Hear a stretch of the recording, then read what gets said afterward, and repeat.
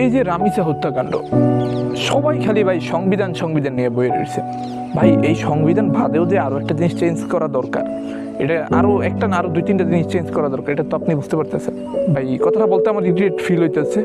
বাংলাদেশে অন্যতম, যদি এই জিনিসগুলো চেঞ্জ করতে চান, পর্ন ওয়েবসাইটগুলো চেঞ্জ করতে হবে, পর্ন ওয়েবসাইটগুলো বন্ধ করে দিতে হবে।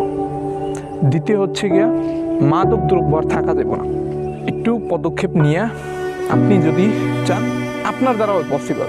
আমি এই যে এই সংসদ সদস্যের কথা বলতেছি, আমি বহুতের ভিডিও দেখতেছি হে নিজের এলাকায় যত মাদক কারবারিরা আছে তাদের এলাকা থেকে বহিষ্কার করে দিয়েছে, এলাকা থেকে দূর করে দিয়েছে, তারা যেন মাদক না দেখতে পারে, এরকম পদক্ষেপ নিয়েছে।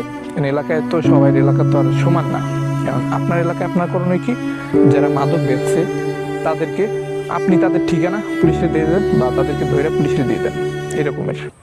এতে তো অন্তত হয়তো বা বাই চান্স আপনি নিজেও জানেন না কোন জায়গায় না কোন জায়গায় আপনার কোন অপরাধ থাইমে যাইতেছে, এইরকমের অবস্থা হইব।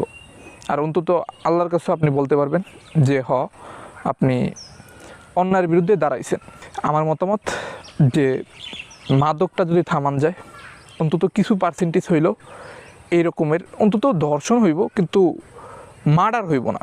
আমি মনে করি যখন একটা মানুষ নেশা খায় তখন ওর মাথা ক্র্যাক হয়ে যায়, বুঝছেন, ও আর সংবিধান চেনে না, তখন ও যে কোনো অপরাধ করতে পারে, তখন সংবিধানের কথা ওর মনেও থাকে না। আমি মনে করি এটা।